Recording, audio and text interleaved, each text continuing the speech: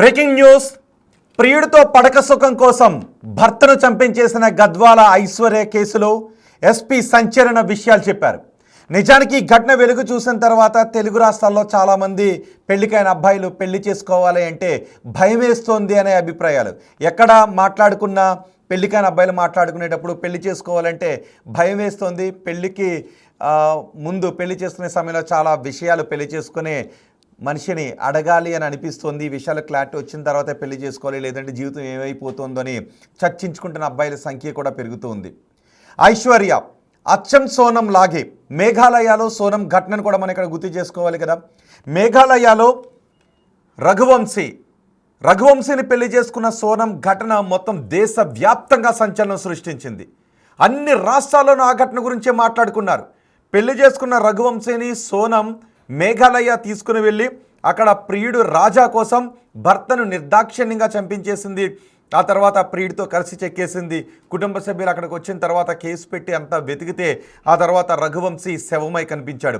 Honeymoon కోసం పెళ్లి చేసుకొని 9 రోజుల్లోపే 9 రోజుల్లో అనుకుంటా హనీమూన్ కోసం మేఘాలయకు తీసుకుని వెళ్ళి అక్కడ ప్రియుడితో కలిసి చంపించేసింది సుపారీ ఇచ్చి. అచ్చం అదే ఘటన ఇప్పుడు మన తెలుగు రాష్ట్రాల్లో కూడా చోటు చేసుకుంది కదా. మొన్న గద్వాల్లో మనం చూసాం. ఐశ్వర్య తిరుమల్ రావు తేజేశ్వర్. ఐశ్వర్య తేజేశ్వర్ని పెళ్లి చేసుకుంది. కానీ అంతకు ముందు నుంచే కొన్ని నెలల నుంచే ఐశ్వర్య తల్లి కూడా తిరుమల్ రావుతో అక్రమ సంబంధాన్ని నెరుపుతూ ఉన్నారు.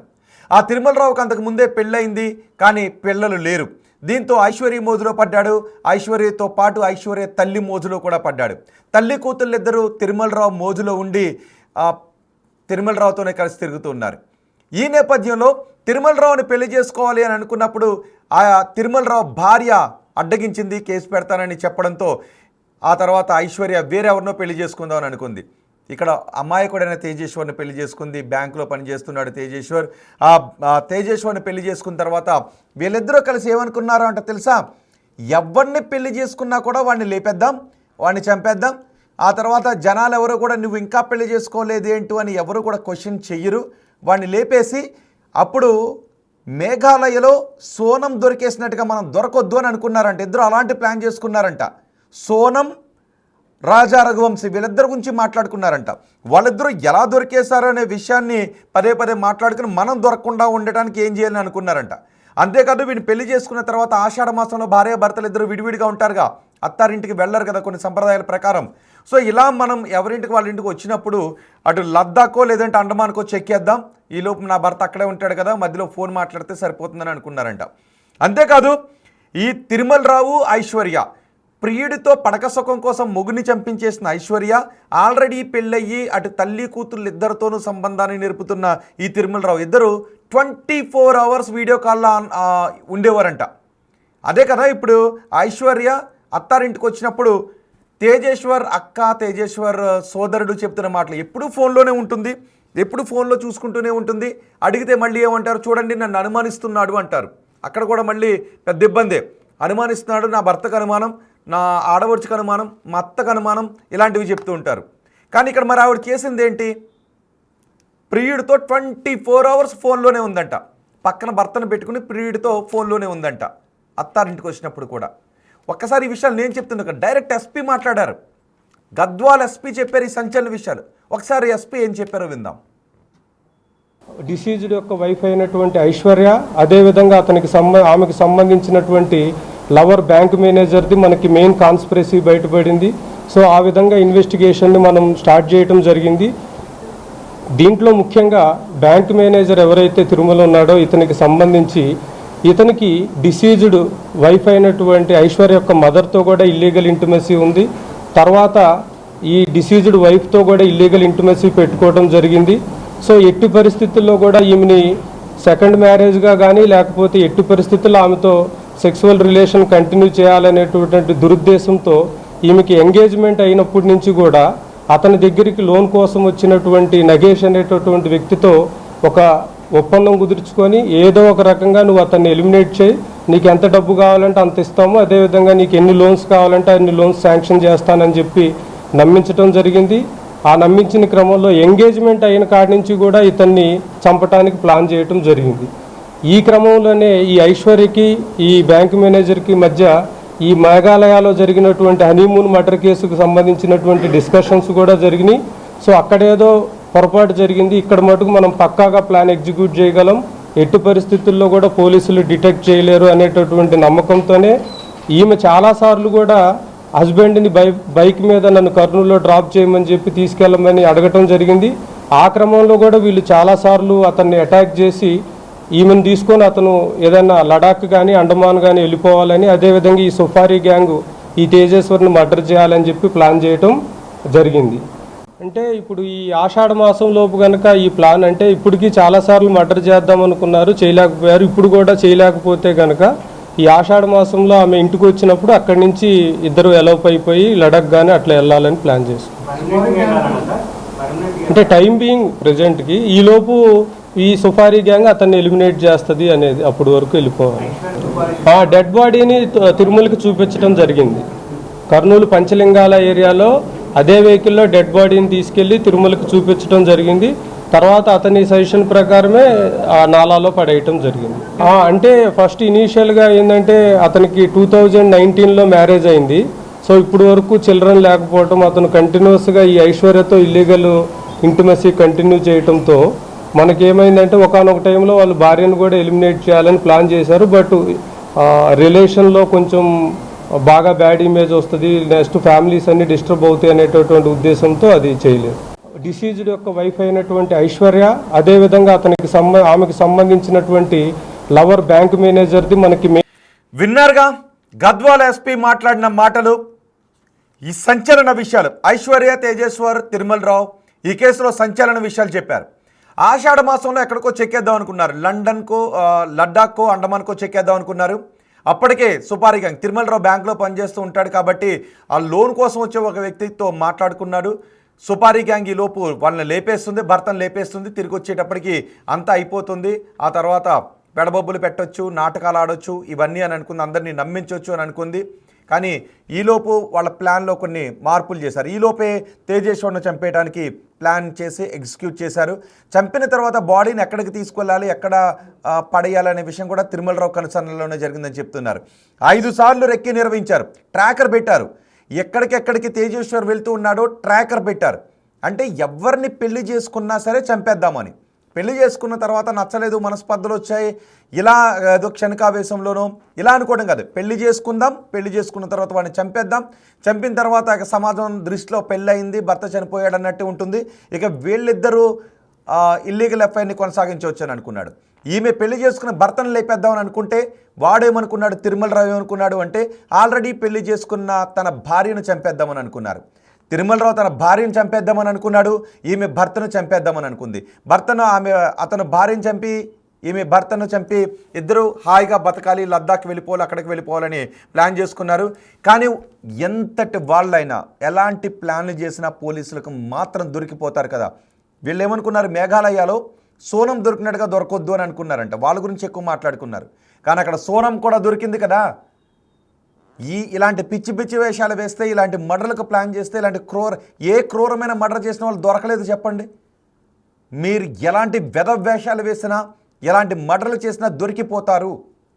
ఇప్పుడు అనవసరంగా ప్రియుడిపై మోజుతో భర్తను చంపేసి ఈమె భార్యను చంపేద్దామని ప్లాన్ చేసి పోనీ ఆమె బతికి బట్ట కట్టగలిగింది ఆమె.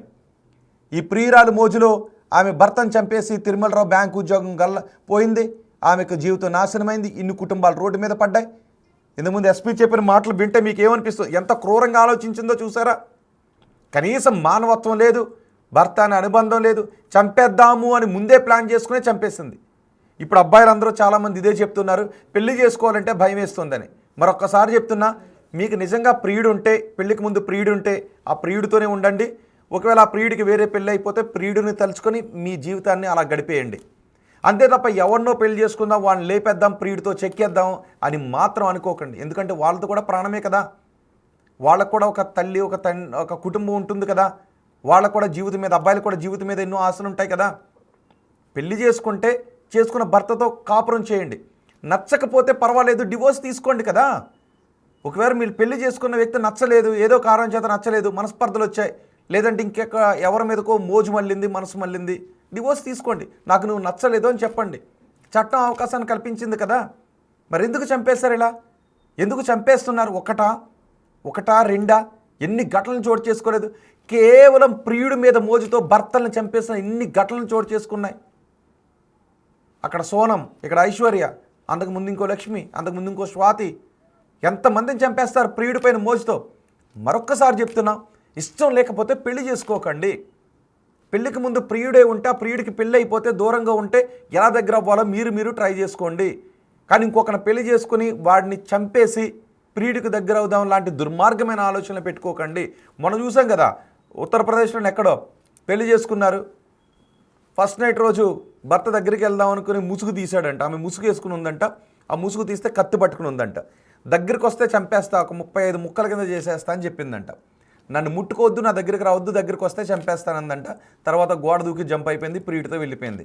పోనీ అదృష్టం చంపకుండా వెళ్ళిపోయింది. ఒకవేళ వాళ్ళిద్దరికి ఏమైనా జరిగి ఉంటే తర్వాత ఏ మొత్తం విషమో పెట్టి కత్తితో పొడిచో పారిపోయి ఉంటే మళ్ళీ ఇలాంటి ఘటన గురించి మనం మాట్లాడుకోవాల్సి వచ్చి ఉండేది. ఆమె ఆ పెళ్లి కూడా చేసుకోకుండా ఉండాల్సిందే. పెళ్లి చేసుకున్న తర్వాత దగ్గరికి వస్తే ముట్టుకుంటే చంపేస్తానని కత్తి చూపించిన ఆమె బహుశా అది కూడా చేసుకోకుండా ఉండాల్సింది. కానీ ఈమె ఏం చేసింది? ఐశ్వర్య ఏం చేసింది?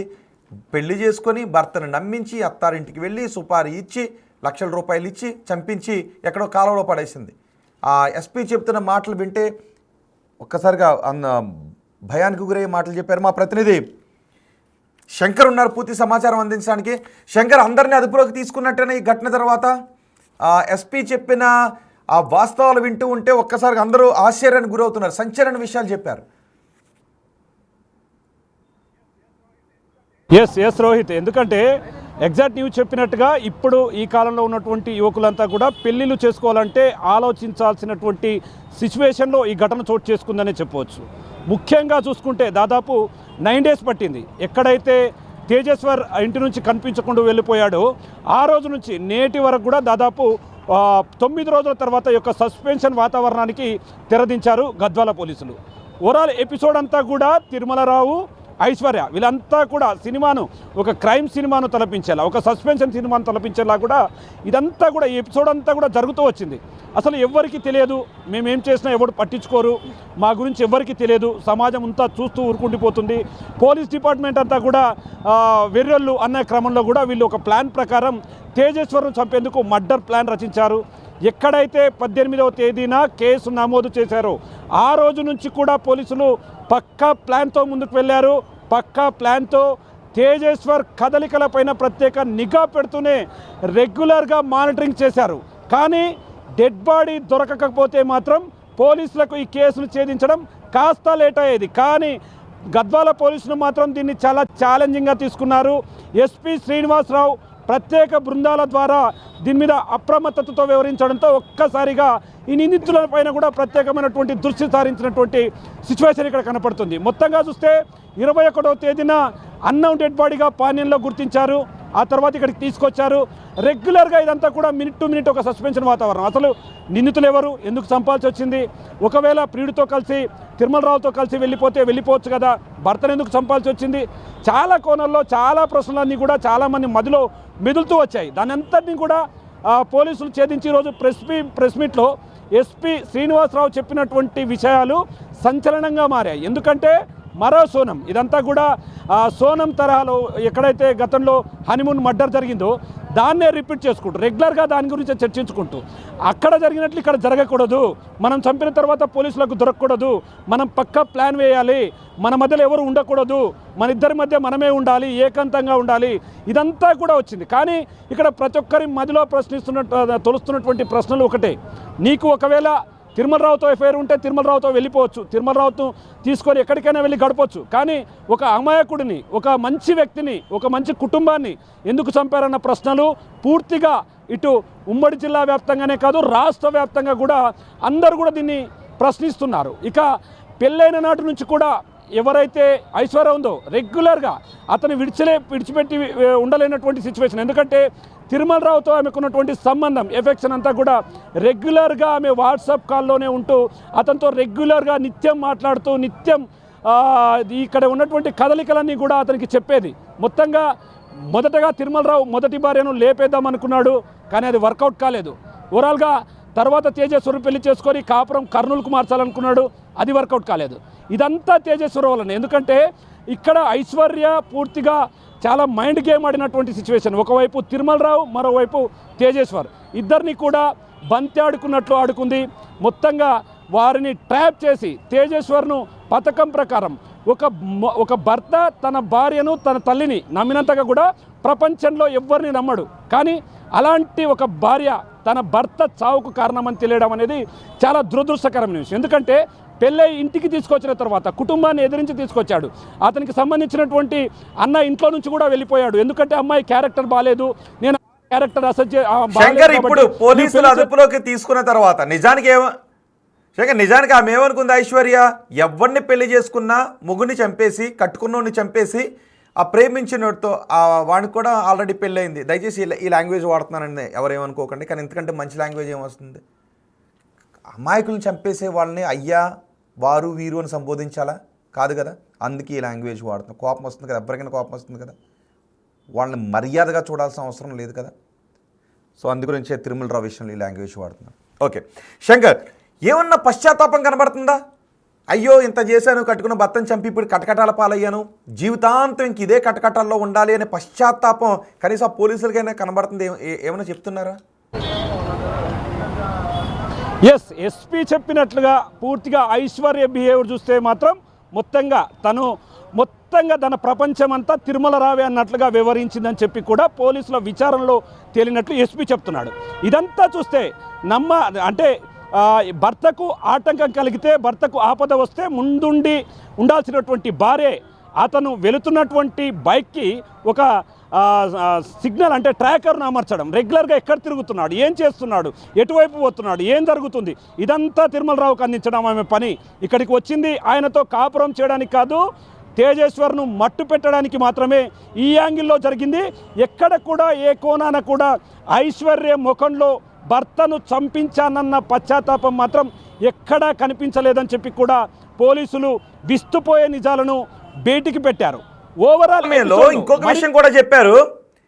అదే సమయంలో పెళ్లి చేసుకుంది, ఎస్ అప్పటికి ఎవరిని పెళ్లి చేసుకున్నా చంపేయాలని అనుకున్నారు. అత్తారింటికి వచ్చిన తర్వాత తిరుమలరావు ఇద్దరు 24 hours ఆన్లైన్ కాల్లో, వీడియో కాల్లో ఉండేవారంటగా.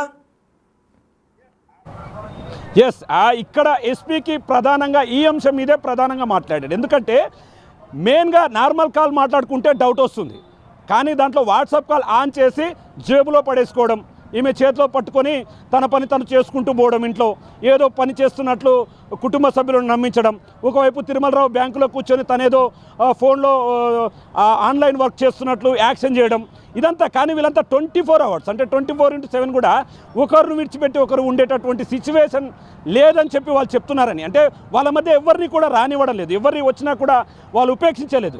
ఇదిలా ఉంటే ఒకవైపు కొడుకుకు బుద్ధి చెప్పాల్సినటువంటి తండ్రి, ఎవరైతే తిరుమలరావు తండ్రి ఉన్నాడో అతను కూడా కొడుకు తప్పు చేసి వచ్చిన తర్వాత ఆ విషయం ఆయన క్లియర్గా తెలుసు, ఇది తప్పు, మనం పోలీసులకు వెళ్ళి చెప్పాలి. ఎందుకంటే ఆయన కూడా ఒక పోలీస్ హెడ్ కానిస్టేబుల్, రిటైర్డ్ అయినటువంటి హెడ్ కానిస్టేబుల్.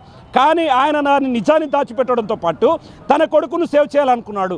తన కొడుకుకు సంబంధించి పోలీసులు ఎలాంటి స్టెప్ వేస్తారని చెప్పి ప్రతి క్షణం, ప్రతిరోజు అప్డేట్ చేస్తూ తన కొడుకును పూర్తిగా తప్పించేందుకు ప్రయత్నం చేసి పాస్పోర్ట్లు సిద్ధం చేయడం, ఇక నుంచి అతన్ని పంపించేంత వరకు కూడా ఆయన వెనుకుండడం దీంట్లో గమనార్హమని కూడా పోలీసులు చెప్తున్నారు.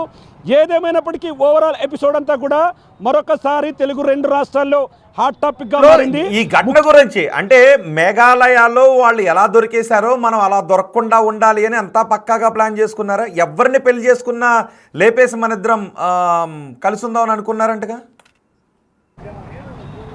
ఎస్ ఎప్పుడైతే వాళ్ళు ఆయనతో తిరుమలరావుతో ఐశ్వర్యకు ఎఫెక్షన్ స్టార్ట్ అయిందో ఆ రోజు నుంచి ఒక సినిమా అంటే ప్రేమ వ్యవహారం ఏ విధంగా ఉంటుంది, లవ్ సినిమాను తలపించేదిగా వీళ్ళ వ్యవహారం కొనసాగేది.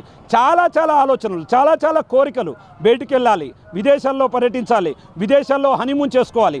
ఈ కోరికలన్నింటికి ఒకవైపు తిరుమలరావు భార్య అడ్డు రావడం, మరోవైపు తేజేశ్వర్ పెళ్లి సంబంధం. ఇదంతా చూస్తే ఒకవైపు తిరుమలరావు ప్రధానంగా ఫస్ట్ తన భార్యనే లేపేద్దాం అనుకున్నాడు, కానీ ఎక్కడ ప్లాన్ వర్కౌట్ కాలేదు. ఆ తర్వాత జరిగిన పరిణామాలు ఒక్కసారిగా ఈ పరిస్థితులన్నింటినీ మార్చేశాయి. అమాయకుడైనటువంటి తేజేశ్వర్కు ఈమె ఫోన్ చేసి, ఎందుకంటే పెళ్లి ఫిక్స్ అయ్యాక వెళ్ళిపోయింది, ఆ తర్వాత పెళ్ళి వద్దనుకున్నారు. కానీ ఐశ్వర్య మొత్తంగా వారికి చెప్పింది వెంటనే దీనికి సంబంధించి నీవంటే ఇష్టం, నీతోనే ఉంటాను, నీతోనే బతుకుతాను, నీ కోసం నేను ఏది విడిచిపెట్టి ఉండలేను అని చెప్పడంతో తేజేశ్వర్ నమ్మేశాడు. అందుకే నమ్మి పూర్తిగా మోసపోయాడు, తమ కుటుంబానికి దూరమయ్యాడు, అత్యంత దారుణంగా అత్యంత కిరాతకంగా చంపబడ్డాడు. ఇట్లాంటివి పునరావృతం కాకుండా ఉండాలంటే ఇలాంటి వాటిపైన సీరియస్ యాక్షన్ ఉండాలని చెప్తున్నారు. శంకర్, పునరావృతం కాకూడదు అని అనుకుంటూ ఉన్నాం, కానీ ఇవే పునరావృతం అవుతూ ఉన్నాయి. ఇప్పుడు బయట సరదాగాను సీరియస్గాను మాట్లాడుకుంటూ ఉన్నారు అబ్బాయిలు, అమ్మో పెళ్లి చేసుకోవాలంటే భయం వేస్తోంది అని. అలాంటి మాటలు మీకు కూడా వినబడుతున్నాయి అక్కడ? ఎస్ ఎస్ ఎస్ ఎందుకంటే ఈ ఒక్క ఘటనతో ఉమ్మడి పాలమూరు జిల్లానే కాదు, తెలుగు 2 రాష్ట్రాలు కూడా ఉలిక్కి పడ్డాయి. అమ్మాయి క్యారెక్టర్ అంటే నమ్మి పెళ్లి చేసుకుంటే భవిష్యత్తులో ఏమవుతుంది, అమ్మాయి గురించి తెలుసుకుంటే ఏమవుతుంది, ఇదంతా కూడా ఒక భయాందోళనకమైనటువంటి వాతావరణం. ఎందుకంటే నమ్మి చేసుకున్నటువంటి పెళ్ళామే తన మృత్యువుకు కారణమైతే తను ఎవరితో చెప్పుకోవాలి, నమ్మి వచ్చినటువంటి కోడలే తన కొడుకు చావుకు కారణమైతే ఒక తల్లి బాధ ఏ విధంగా ఉంటుంది, ఒక తండ్రి బాధ ఏ విధంగా ఉంటుంది, ఒక చెల్లెలు బాధ ఏ విధంగా ఉంటుంది. ఇదంతా అసలు ఆ సినిమాలో కూడా ఈ విధంగా ఉండదు. ఎందుకంటే తేజేశ్వర్ను కారులో ఎక్కించుకొని వెనుక నుంచి ఇద్దరు పట్టుకొని వేటకొల్లలతో గొంతు కోయడం, ఆ తర్వాత కడుపులో కత్తితో పొడవడం, అతన్ని అతి కిరాతకంగా చంపడం, అతి కిరాతకంగా చంపి ఎస్టేట్కు సంబంధించి భూమిలో పాతిపెట్టిన తర్వాత లదాఖ్ వెళ్దాం, ఆ తర్వాత విహారయాత్రలు చేద్దాం, ఇదంతా. కానీ పోలీసులు కన్నేచారు, పిల్లి కళ్ళు మూసుకొని పాలు తాగుతుంది అనుకున్నారు. కానీ ఆ విషయాన్ని పోలీసులు ప్రతి క్షణం గమనిస్తూ వచ్చారు. ఎప్పుడైతే అనుమానం వచ్చిందో దానికి సంబంధించి ఐశ్వర్యను అదుపులోకి తీసుకోవడంతో పాటు కూపీ లాగారు. దాంట్లో సుఫారీ గ్యాంగ్తో పాటు మరో 3 కూడా అదుపులోకి తీసుకొని మొత్తం 8 మందిని కూడా అదుపులోకి తీసుకున్నటువంటి సిచ్యువేషన్ కనపడుతుంది. ఏదేమైనప్పటికీ ఎపిసోడ్ అంతా కూడా మొత్తంగా ఒక క్షణం కూడా ఒక సస్పెన్షన్ మూవీని తలపించేది ఉంది.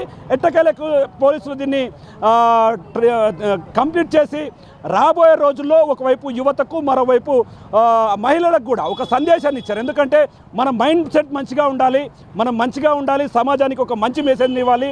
సమాజంలో స్త్రీలంటే చాలా గౌరవం ఉంటుంది, కానీ అలాంటి గౌరవాన్ని భంగం కలిగించే విధంగా ఇట్లాంటి వాటికి మహిళలు పూనుకోవద్దని చెప్పి కూడా ఆయన నేరుగా చెప్పినటువంటి సిచ్యువేషన్ ఈ ఘటనలో కనిపిస్తుంది. రోహిత్, శంకర్, మొత్తానికి ఈరోజు గద్వాల ఎస్పీ ఈ తేజేశ్వర్ మర్డర్ కేసులో ప్రియుడి మోజులో భర్తను చంపించేసిన ఐశ్వర్య కేసులో సంచలన విషయాలు చెప్పారు. పక్కన భర్త ఫోన్లో, ప్రియుడు వీడియో కాల్లో, పైగా 24 hours. ఆ తర్వాత ఆషాఢ మాసంలో చెక్కేద్దామని అనుకున్నారు. ఎందుకంటే అత్తారింటికి వెళ్ళరు కాబట్టి భర్త ఒక చోట భార్య ఒక చోట ఉంటారు కదా. ఆ తర్వాత భార్య పుట్టింటికి వెళ్ళి అక్కడ నుంచి ప్రియుడితో కలిసి లద్దాఖ్కో అండమాన్కో చెక్కేద్దాం అనుకున్నారు. ఈలోపు సుపారీ గ్యాంగ్ ఈ తేజేశ్వర్ని చంపేస్తుంది, మన హాయిగా ఉందామని అనుకున్నారు. భర్త రక్తపు మరకల మీద దుప్పట్టు పరుచుకొని ప్రియుడు పక్కన పడుకోవాలని ఎలా అనిపించింది ఐశ్వర్య నీకు? భర్త రక్తపు మరకల మీద దుప్పటి కప్పుకొని ప్రియుడితో శృంగారం చేయాలని ఎలా అనిపించింది ఐశ్వర్య నీకు? అక్కడ సోనం, ఇక్కడ ఐశ్వర్య, గతంలో స్వాతి. భార్యను చంపేసి ఆ రక్తపు మరకల మీద దుప్పటి పరిచి ఐశ్వర్యతో శృంగారం చేయాలని ఎలా అనిపించింది తిరుమలరావు నీకు? భార్యను చంపేద్దామని అనుకున్నాడు కదా. ఇలా భర్తను ఒక్కరినే కాదు, కానీ భర్తలను చంపుతున్న భార్యలు ఎక్కువ మంది కనబడుతూ ఉన్నారు. ఇప్పుడు ఈ తిరుమలరావు భార్యను కూడా చంపేద్దామని అనుకున్నాడు. ఇలాంటి సంచలన విషయాలు ఈరోజు ఎస్పీ ప్రెస్ మీట్లో బయటకు వచ్చాయి. సోనంను ఆదర్శంగా తీసుకున్నారంట. సోనం దొరికినట్టుగా మనం దొరకొద్దు అని అనుకున్నారంట. సోనం ఘటన తెలుగు రాష్ట్రాలతో పాటు మొత్తం దేశవ్యాప్తంగా ప్రకంపనలు సృష్టించింది కదా. ఇప్పుడు అబ్బాయిలందరూ పెళ్లి చేసుకోవాలి అంటే రేపు ఏమవుతుందో అనే ఒక భయాన్ని వ్యక్తం చేస్తూ ఉన్నారు. సో ఇప్పుడు ఈ ఘటన బయటకు వచ్చిన తర్వాత ఎస్పీ అలాంటి సంచలన విషయాలు చెప్పిన తర్వాత మీకేమనిపిస్తుంది? పైగా ఐశ్వర్య ముఖంలో ఏమాత్రం పశ్చాత్తాపం లేదంట. మరి ఇంకొకసారి చెప్తున్నా చూడండి ఒకసారి. ఇలాంటి వాళ్ళు మన స్వాతిని చూసాం, గతంలో ఒక లక్ష్మిని చూసాం, ఐశ్వర్యని చూసాం, ఇప్పుడు ఈ కేసు సోనమ్ని కూడా మనం చూస్తున్నాం. ఇలాంటి ఆలోచనలు ఎవరికైనా ఉంటే ఒక్కసారి దీన్ని చూసి బుద్ధి తెచ్చుకోండి, జ్ఞానం తెచ్చుకోండి. భర్తను చంపేసి ప్రియుడితో లేచిపోదామని అనుకున్నా, భార్యను చంపేసి ప్రియురాలతో చెక్కేద్దామని అనుకున్నా మీరు చట్టానికి దొరికిపోతారు. ఆ తర్వాత జీవితాంతం ఓచలు లెక్క పెడుతూ జైల్లో రాయి మీద కింద పడుకోవాల్సి వస్తుంది. పక్కన ఎవరో కూడా ఉండరు. ఇంకా ఈమెకి పక్కన భర్తను పెట్టుకుంది, ఫోన్లో ప్రియుని పెట్టుకుంది, కానీ జైల్లో ఉంటే ఎవ్వరు ఉండరు. గుర్తుపెట్టుకోండి, జీవితం కాబట్టి ఇలాంటి ఆలోచనలు వస్తాయి. మీకు నచ్చితే పెళ్లి చేసుకోండి, నచ్చకపోతే పెళ్లి మానేయండి. పెళ్లి చేసుకున్న తర్వాత నచ్చకపోతే విడాకులు ఇచ్చేయండి, ఏమీ పర్వాలేదు. 2 రోజులు బాధపడి 4వ రోజులు ఊరుకుంటారు. ఆ తర్వాత ఎవరైనా ఒక మంచి పార్ట్నర్ దొరికితే పెళ్లి చేసుకుంటారు, హాయిగా ఉంటారు. అంతే తప్ప పెళ్లి చేసుకుని భర్తను లేపేద్దాం, పెళ్లి చేసుకుని భార్యను లేపేద్దాం, లేదంటే పెళ్లి చేసుకున్న తర్వాత ఎవరో పరిచయం అయ్యారు కాబట్టి వీళ్ళ మీద మోజు తీరిపోయింది, వాడి మీద మోజు వచ్చింది, ఈమె మీద మోజు కలిగింది అని చెప్పి భర్తను భార్యను లేపేద్దామంటే ఆలోచన మాత్రం పెట్టుకోకండి. పెట్టుకుంటే జీవితాంతం జైల్లో ఉండాల్సి వస్తుంది. ఇప్పుడు ఈ ఘటన చూసిన తర్వాత ఎస్పీ చెప్పిన మాటలు విన్న తర్వాత మీకేమనిపిస్తుంది చెప్పండి. మరొకసారి ఎస్పీ మాటలు విందాం.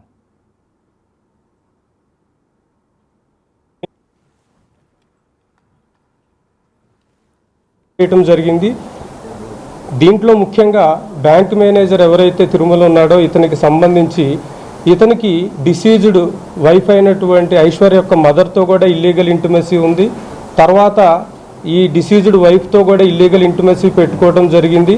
సో ఎట్టి పరిస్థితుల్లో కూడా ఈమెని సెకండ్ మ్యారేజ్గా కానీ లేకపోతే ఎట్టి పరిస్థితుల్లో ఆమెతో సెక్సువల్ రిలేషన్ కంటిన్యూ చేయాలనేటువంటి దురుద్దేశంతో ఈమెకి ఎంగేజ్మెంట్ అయినప్పటి నుంచి కూడా అతని దగ్గరికి లోన్ కోసం వచ్చినటువంటి నగేష్ అనేటటువంటి వ్యక్తితో ఒక ఒప్పందం కుదుర్చుకొని ఏదో ఒక రకంగా నువ్వు అతన్ని ఎలిమినేట్ చేయి, నీకు ఎంత డబ్బు కావాలంటే అంత ఇస్తాము, అదేవిధంగా నీకు ఎన్ని లోన్స్ కావాలంటే అన్ని లోన్స్ శాంక్షన్ చేస్తానని చెప్పి నమ్మించడం జరిగింది. ఆ నమ్మించిన క్రమంలో ఎంగేజ్మెంట్ అయిన కాడి నుంచి కూడా ఇతన్ని చంపడానికి ప్లాన్ చేయటం జరిగింది.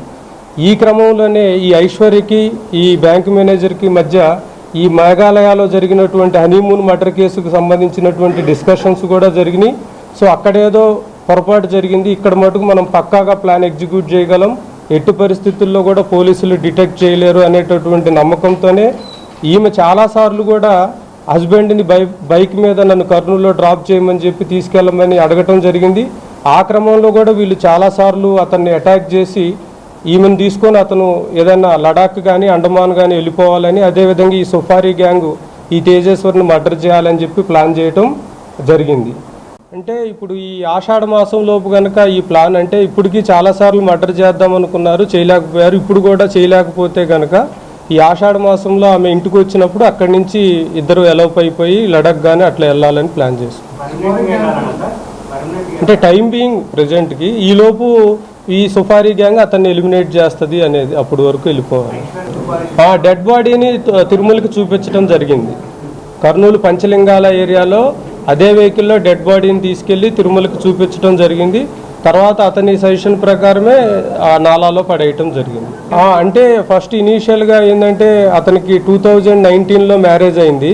సో ఇప్పుడు వరకు చిల్డ్రన్ లేకపోవటం, అతను కంటిన్యూస్గా ఈ ఐశ్వర్యతో ఇల్లీగల్ ఇంటిమసీ కంటిన్యూ చేయటంతో మనకేమైందంటే ఒకానొక టైంలో వాళ్ళు భార్యను కూడా ఎలిమినేట్ చేయాలని ప్లాన్ చేశారు. బట్ రిలేషన్లో కొంచెం బాగా బ్యాడ్ ఇమేజ్ వస్తుంది, నెక్స్ట్ ఫ్యామిలీస్ అన్ని డిస్టర్బ్ అవుతాయి అనేటటువంటి ఉద్దేశంతో అది చేయలేదు. డిసీజ్డ్ యొక్క వైఫ్ అయినటువంటి ఐశ్వర్య, అదేవిధంగా ఆమెకు సంబంధించినటువంటి లవర్ బ్యాంక్ మేనేజర్